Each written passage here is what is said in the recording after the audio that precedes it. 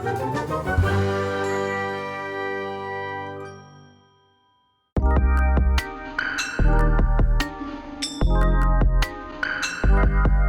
pessoal do YouTube, hoje a gente vai fazer uma aula de química, aula de leis físicas dos gases. Mas antes eu vou pedir para vocês se inscreverem no nosso canal, curtirem e compartilharem o vídeo, clicarem no sininho para ficar por dentro de tudo que acontece por aqui. Eu também vou deixar na descrição do vídeo os links das outras aulas de química para vocês acompanharem.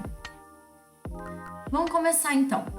Eu vou falar um pouquinho primeiro de volume molar. Isso eu falei na aula passada, mas é sempre bom relembrar. Então, nas condições normais de temperatura e pressão, CNTP, a pressão vale 1 atm, a temperatura vale 0 graus Celsius e o volume molar de qualquer gás é 22,4 litros por mol. Isso vale para qualquer gás, ok? Equação de estado de um gás é a famosa equação de Clapeyron. A gente tem P vezes V igual a N vezes R vezes T. O P é a pressão exercida pelo gás em milímetros de mercúrio ou em atmosferas. V é o volume ocupado pelo gás em litros.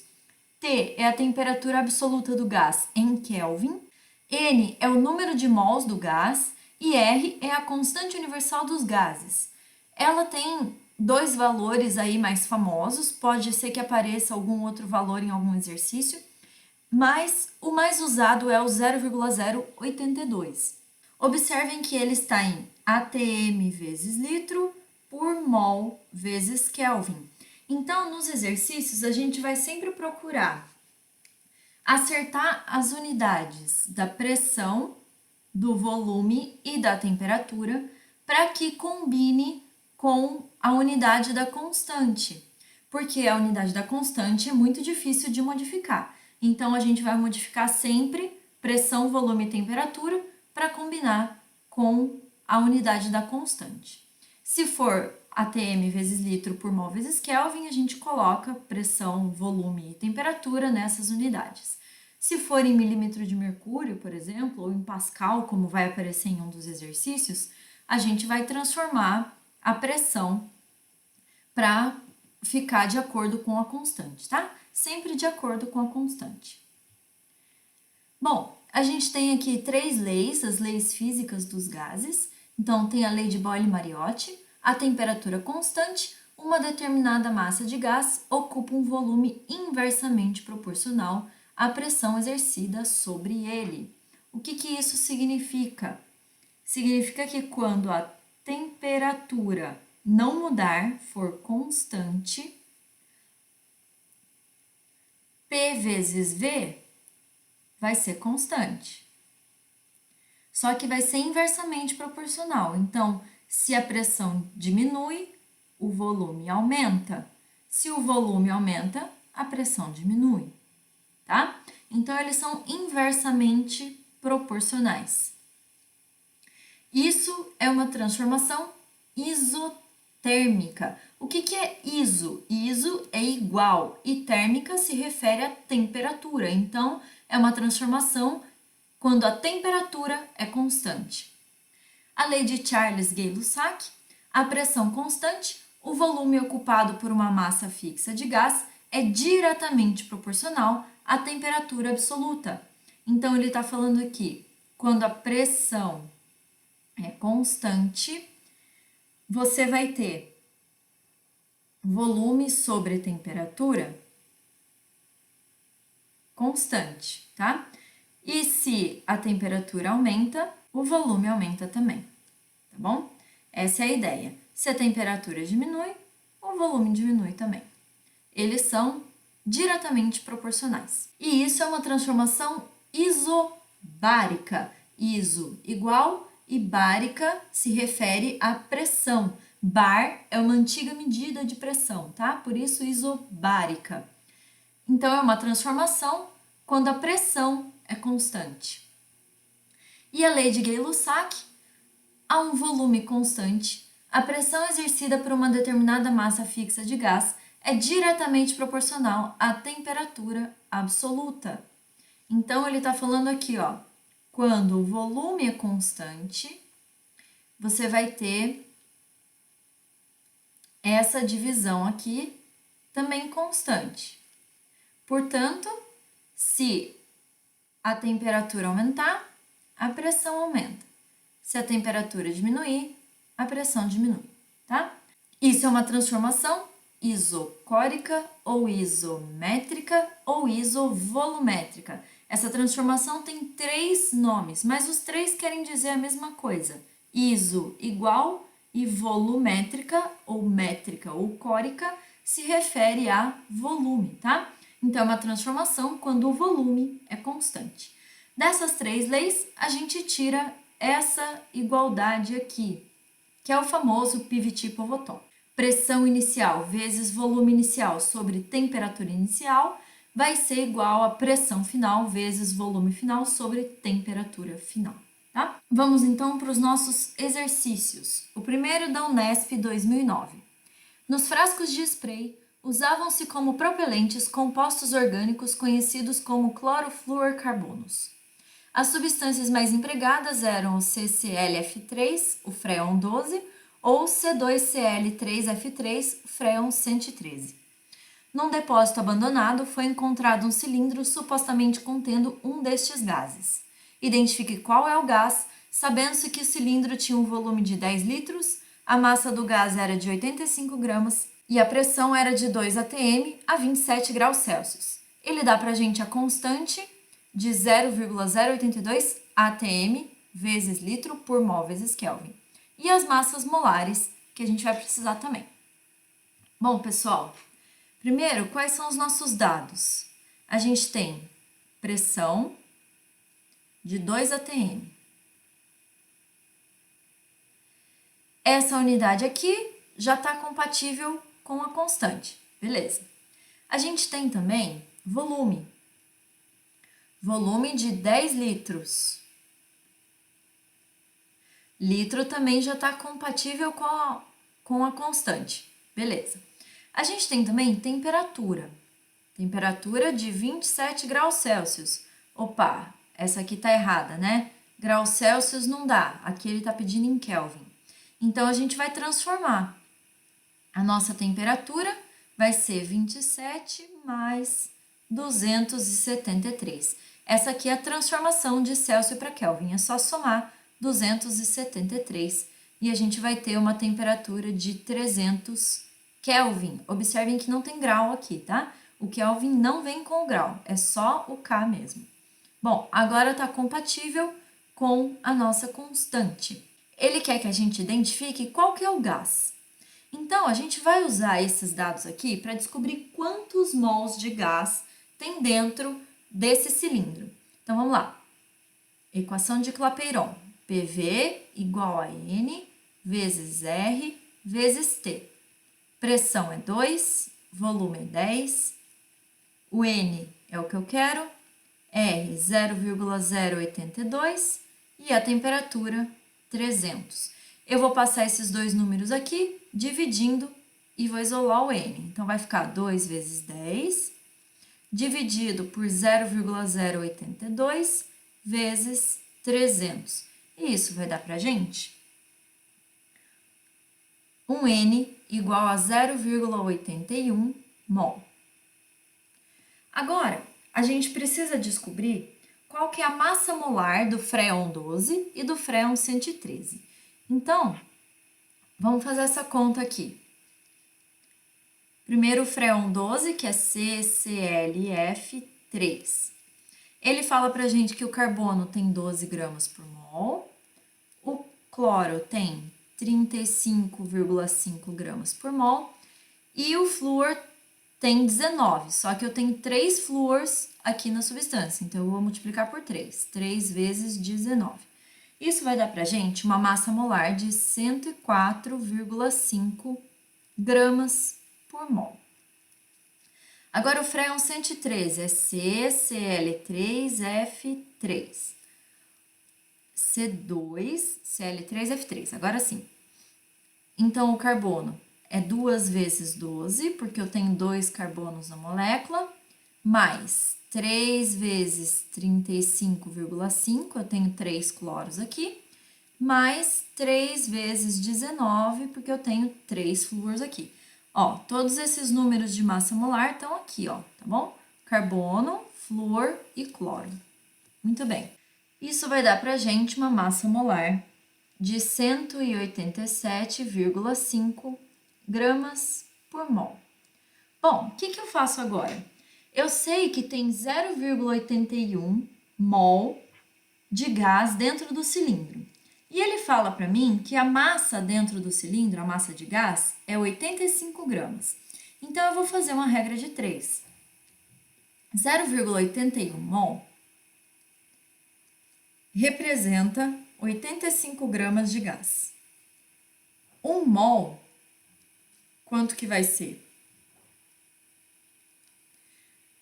Aqui eu faço a multiplicação cruzada, então eu vou ter 0,81 vezes m igual a 1 vezes 85.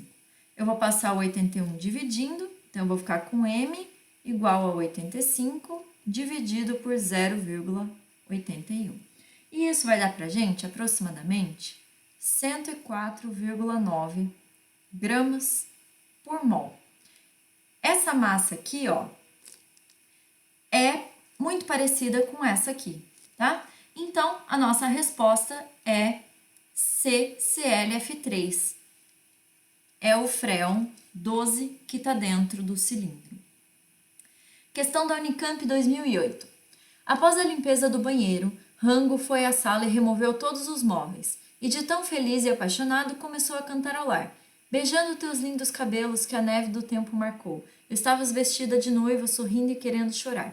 De repente, volta à realidade, lembrando que tinha que limpar aquela sala de 50 metros quadrados e de 3 metros de altura antes que Dina voltasse. Hoje a temperatura está em 32 graus Celsius e a pressão atmosférica na sala deve ser aproximadamente 4 vezes o valor da minha pressão arterial sistólica. E aí ele fala pra gente 180 milímetros de mercúrio ou aproximadamente 21.000 Pascal. Sem medicação. Ah, se eu fosse tão leve quanto o ar dessa sala, pensava Rango. Bom, as letras A e B são dois questionamentos do Rango e a gente vai responder esses dois questionamentos, tá? Então, na letra A, se o ar se comporta como um gás ideal, quantos mols dessa mistura gasosa devem estar presentes aqui na sala? Pessoal, isso é importante, tá? Quando ele fala em gás ideal, significa que a gente pode usar a equação dos gases, a equação de Clapeyron, tá? Ela só funciona para gás ideal. Muito bem. Então, quais são os dados que a gente tem? A gente tem temperatura, a gente tem pressão, a gente tem volume. E ele dá a constante dos gases. Olha aqui o que eu falei, ó. Pascal, metro cúbico, mol e Kelvin, tá? Então, vamos ver quais unidades a gente vai ter que mudar e o que a gente não vai ter que mudar. Então, a nossa pressão, ele fala que é 4 vezes a pressão arterial dele. Qual que eu vou escolher? Eu vou escolher o Pascal, porque aqui tem Pascal. Então, a pressão é 4 vezes 21.000, isso em Pascal. O volume, ele dá pra gente também. Ele fala que a sala tem 50 metros quadrados por 3 de altura. Se a gente multiplicar os 50 por 3, a gente vai ter um volume em metros cúbicos. Olha aqui, ó, metros cúbicos. Beleza, esse também não precisa transformar. Então, a gente vai ter 50 vezes 3 metros cúbicos. A temperatura é 32 graus Celsius, aqui está em Kelvin, então a gente vai ter que transformar. Olha que bonzinho, ele até dá a transformação para a gente aqui, ó. 273 mais a temperatura em graus Celsius, então é 273 mais 32. Nossa temperatura vai ser igual a 273 mais 32, e isso vai dar para a gente 305 Kelvin. Beleza. Agora, a gente vai usar essa constante, 8,314, e a gente vai descobrir o número de mols, que é o que ele quer saber, tá? Então, equação de Clapeyron. P vezes V igual a N vezes R vezes T. Pressão é 4 vezes 21.000. O volume é 50 vezes 3. N é o que a gente quer. A constante é 8,314 e a temperatura 305. Eu vou passar esses dois números aqui dividindo para isolar o N.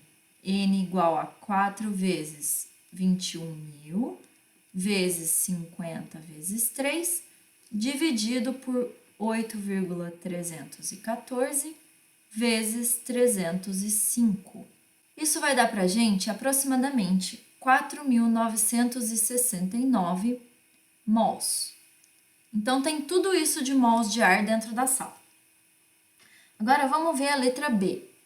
Se minha massa corpórea é de 120 kg e eu acho que estou fora do peso ideal, então, se eu tivesse a mesma massa que o ar dessa sala, eu estaria melhor? Por quê?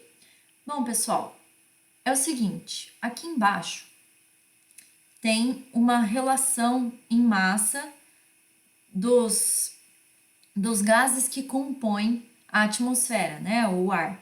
Então, a gente tem 78% de nitrogênio, que é N2, 21% de oxigênio, que é O2, e 1% de argônio, que é AR.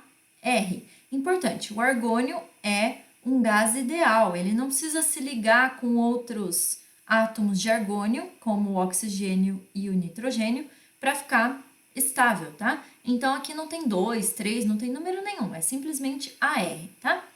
Na prova da Unicamp sempre vem uma tabela periódica, então vocês poderiam encontrar lá que a massa do nitrogênio é 14, portanto, o N2 é 2 vezes 14.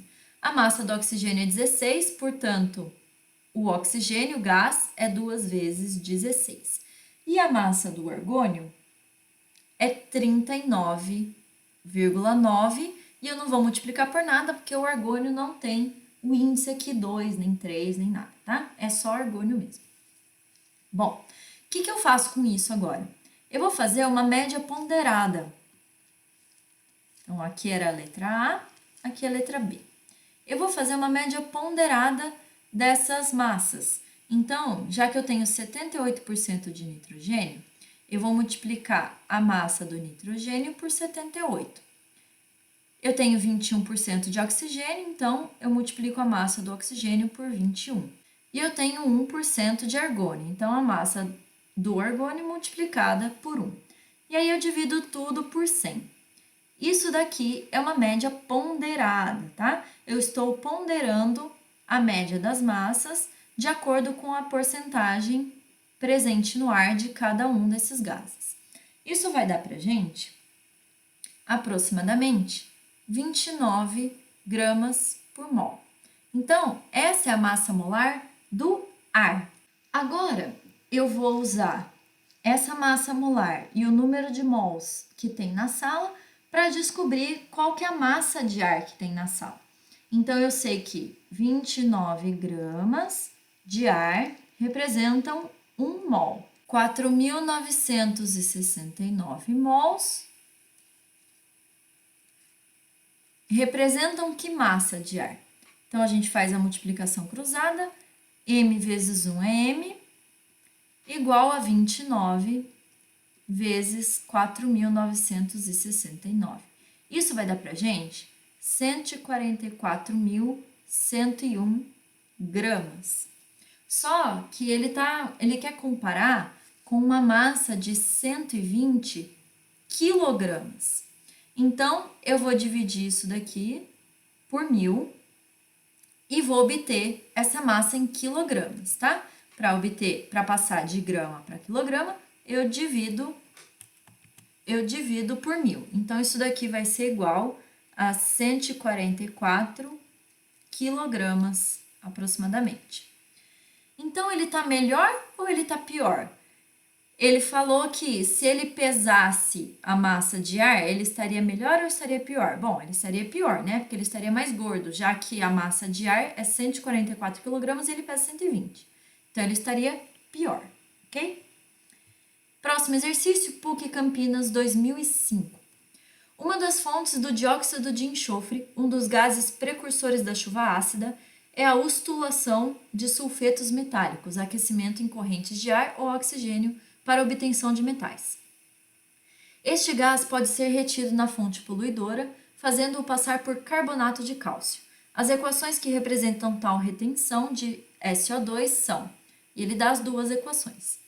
Geralmente, obtém-se um resíduo contendo mistura de sulfito e sulfato de cálcio, que pode ser convertida em gesso. Considerando que todo o SO2 produzido na ustulação possa ser transformado em sulfito e sulfato de cálcio, calcula-se que cada quilograma de carbonato de cálcio consegue reter um volume de SO2 que, medido nas KTP, condições ambiente de temperatura e pressão, é próximo de.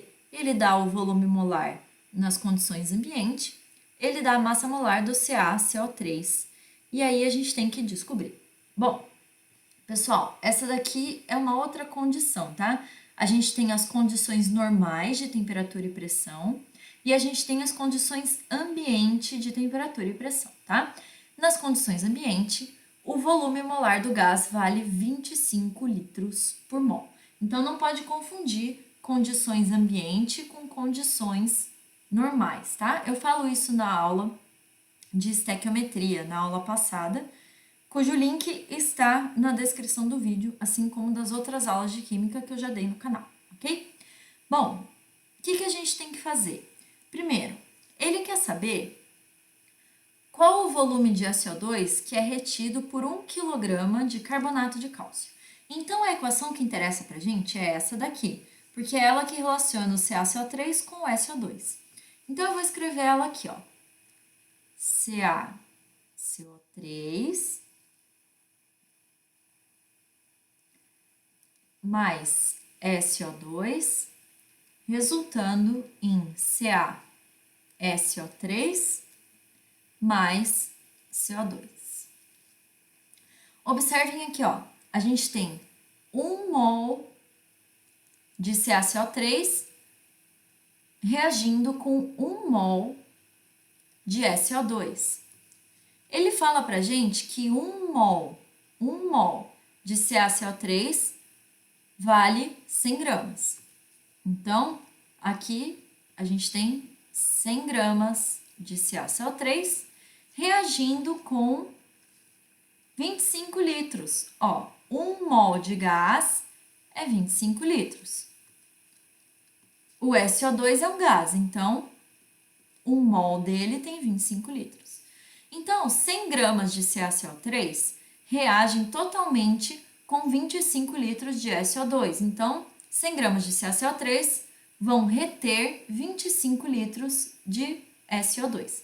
Ele quer saber 1 quilo. 1 quilo são 1000 gramas. Por que eu transformei em grama? Porque aqui está 100 gramas. Eu tenho que trabalhar com as mesmas unidades. Então, grama e grama. De quilo para grama, eu multiplico por 1000. Por isso que 1 quilo vira 1000 gramas. E aqui, a gente vai ter o volume. Então, multiplicação cruzada, eu tenho 100V igual a 1000 vezes 25. Vou isolar o V passando o 100 dividindo. Então, V igual a 1000 vezes 25 dividido por 100. Corta esses dois zeros com esses dois zeros e eu vou ter 10 vezes 25, que é 250 litros. Resposta, letra E. Nosso próximo exercício também da PUC, só que agora a PUC São Paulo, de 2002. Um cilindro de 8,2 litros de capacidade contém 320 gramas de gás oxigênio a 27 graus Celsius. Um estudante abre a válvula do cilindro, deixando escapar o gás até que a pressão seja reduzida para 7,5 atm. Supondo-se que a temperatura permaneça constante, a pressão inicial no cilindro e a massa de gás liberada serão, respectivamente. Bom, pessoal, ele dá aqui pra gente alguns dados e ele quer saber a pressão inicial. Então, ó, a gente tem volume de 8,2 litros. A gente tem temperatura de 27 graus Celsius. Ele quer saber a pressão. Ele fala pra gente que tem 320 gramas de oxigênio. Para a gente descobrir o N, é simples, né? Então, é só fazer. O oxigênio é O2. A massa dele é 2 vezes 16. 16 é a massa de um átomo de oxigênio. Vezes 2, porque tem 2 átomos para formar uma molécula de oxigênio. Então, tem 32 gramas por mol. 32 gramas representam 1 mol. 320 gramas é o nosso N. Multiplica cruzado, a gente vai ter 32N igual a 320 vezes 1, que é 320. Passo 32 dividindo, N igual a 320 dividido por 32, que é 10. Então, a gente vai ter 10 mols. O R. Pode ser que na prova da PUC tivesse lá no cabeçalho alguns dados, tá? Algumas constantes para usar na prova. Aqui no enunciado não tem, mas a gente sabe 0,082 atm vezes litro por mol vezes Kelvin. atm é a pressão, ela vai sair em atm. Litro, litro, beleza. Mol, mol, beleza. Kelvin, opa, graus Celsius. Como que faz a transformação mesmo? 27 mais 273, igual a 300 Kelvin. Agora, a gente pode usar a equação de Clapeyron. Então, P vezes V igual a N vezes R vezes T. A pressão é o que a gente quer, o volume 8,2, N é 10, R 0,082 e a temperatura 300. Eu vou passar o 8,2 dividindo, eu vou ficar com 10 vezes 0,082 vezes 300 dividido por 8,2. Isso vai dar pra gente uma pressão de 30 atm. Então, a gente está aqui entre as letras A e B. Agora, vamos descobrir qual a massa de gás que foi liberada, tá? Então, ele fala pra gente que o estudante abriu a válvula do cilindro e deixou o gás escapar até que a pressão chegasse a 7,5 atm. Ele falou que a temperatura é constante.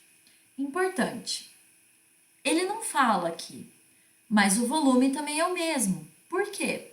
Porque a gente está dentro de um cilindro. O cilindro é algo rígido, que não muda de volume. E o gás, ele sempre ocupa o volume do recipiente no qual ele se encontra. Então, se o cilindro tem 8,2 litros, mesmo que não tenha mais 320 gramas de gás ali dentro, o volume vai ser o mesmo, porque o gás sempre ocupa o volume total do recipiente onde ele se encontra. Então, o volume inicial é igual ao volume final. O volume final é 8,2 litros. O cilindro não mudou de volume. A nossa pressão é 7,5 atm. Eu quero saber o número de mols, então eu vou usar novamente a equação de Clapeyron. E a temperatura ele fala que é constante.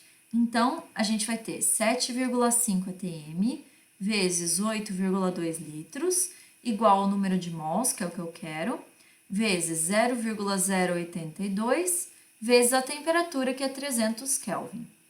Eu vou passar esses dois números dividindo para lá e vou isolar o N. Então, vai ficar 7,5 vezes 8,2 dividido por 0,082 vezes 300. Isso vai dar para gente 2,5 mols. Só que esses 2,5 aqui é a quantidade de mols que sobrou dentro do cilindro. É o que está dentro do cilindro, não é o que escapou. A gente tinha 10 mols dentro do cilindro. Sobraram 2,5. Então, escapou 7,5 mols, tá? O que tinha menos o que sobrou é o que escapou, tá bom? Então, escapou 7,5 mols. E agora? A gente sabe que 32 gramas de oxigênio representam 1 mol. A gente já fez isso, né? Então, 7,5 mols representam que massa? A gente faz a multiplicação cruzada de novo e a gente vai ter M igual a 32 vezes 7,5 e vai dar para a gente uma massa de 240 gramas. Se a gente voltar aqui, 30 TM, 240 gramas, letra A. A utilização do gás natural veicular GNV já é uma realidade nacional do transporte de passageiros e de mercadorias e vem crescendo cada vez mais em nosso país.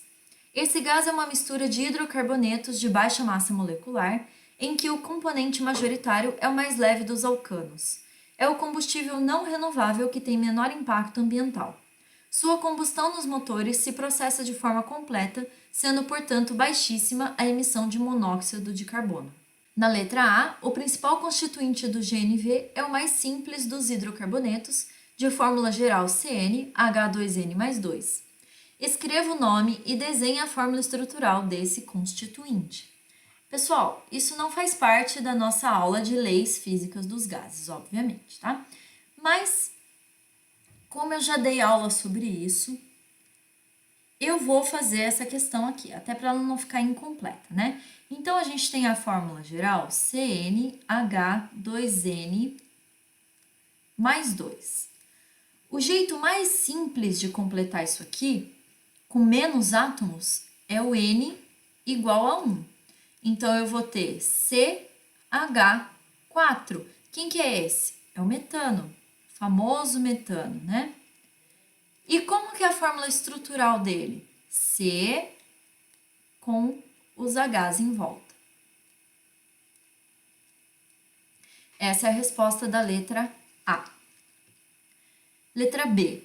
Nos postos de abastecimento, os veículos são comumente abastecidos até que a pressão do seu tanque atinja 220 atmosferas. Considerando que o tanque do veículo tem uma capacidade de 100 litros, qual deveria ser o volume do tanque se essa mesma quantidade de gás fosse armazenada à pressão de 1 atmosfera e à mesma temperatura?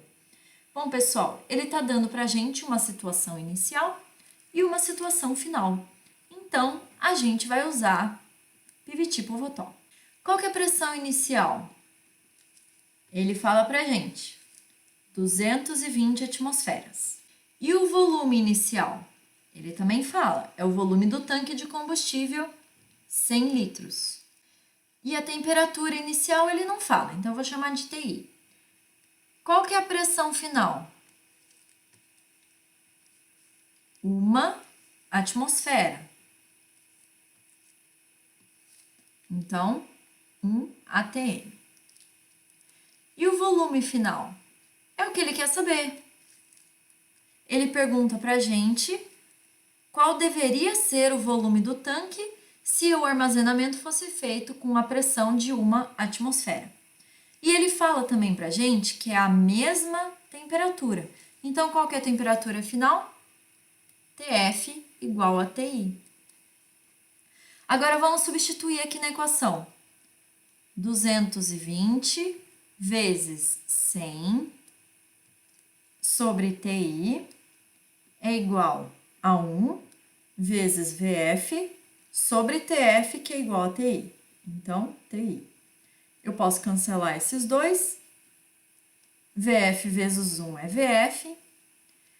220 vezes 100 dá 22.000.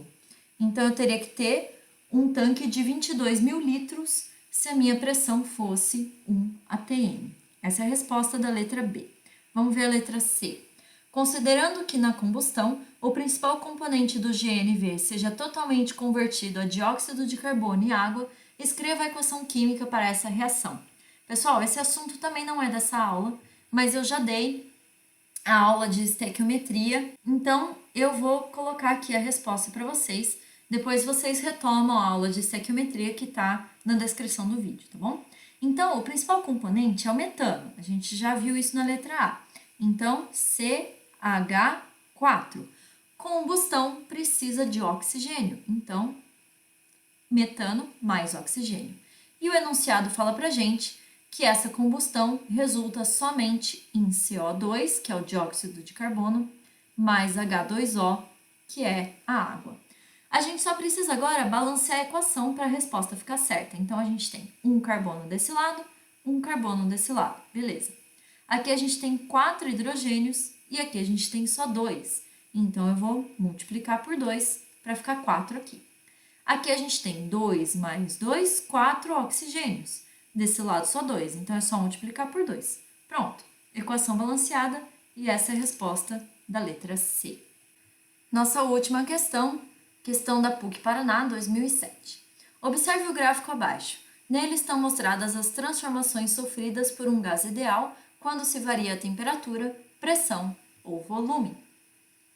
Então, ele está mostrando aqui para a gente o caminho das transformações de 2 para 3, de 3 para 4 e de 4 para 2. A partir dessas informações, pode-se afirmar que o gás evolui ou se transforma de que forma, né? Ele quer saber se a transformação é isobárica, isotérmica, isométrica, tá? E ele quer saber em qual trecho ela é isobárica, térmica ou métrica, tá bom? Então, vamos avaliar os caminhos de 2 para 3, de 3 para 4 e de 4 para 2.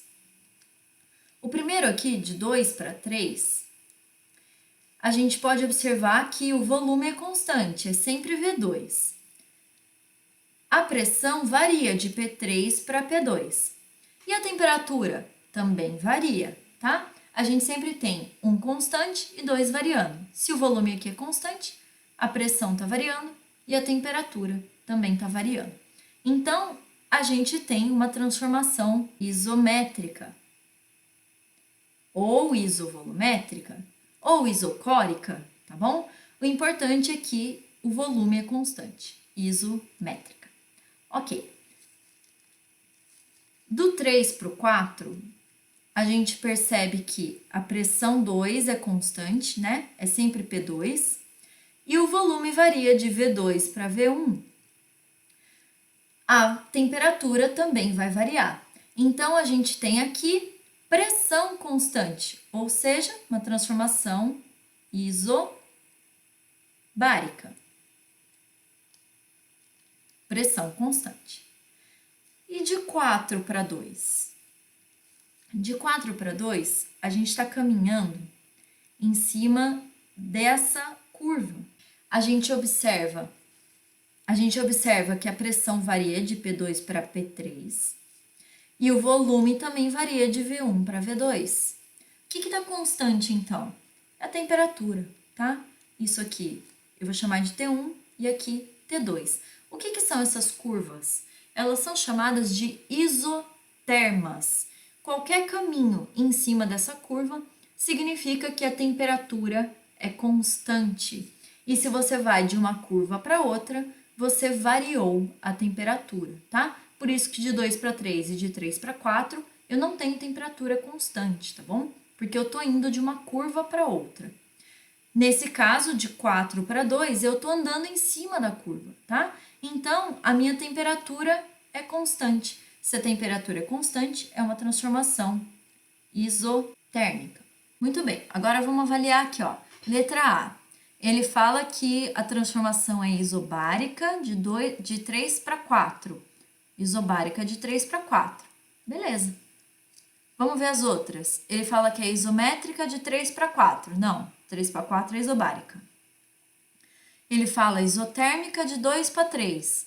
Não, de 2 para 3 é isométrica. Isométrica de 4 para 2. De 4 para 2 é isotérmica, então também não. E isobárica de 1 para 2. Ó, de 1 para 2 é tudo isso aqui, né? De 1 para 2. Percebam que eu também estou caminhando na isoterma. Eu estou caminhando na curva de temperatura constante. Então, aqui não é isobárica, é isotérmica de 1 para 2. Então, essa também está errada. Portanto, a nossa resposta é letra A. Eu espero que vocês tenham gostado da aula e das resoluções. Peço novamente que se inscrevam no nosso canal, curtam e compartilhem o vídeo e cliquem no sininho para ficar por dentro de tudo que acontece por aqui. Vou pedir também para vocês comentarem aí se vocês querem mais aulas desse tipo aqui no canal. Bons estudos e até a próxima!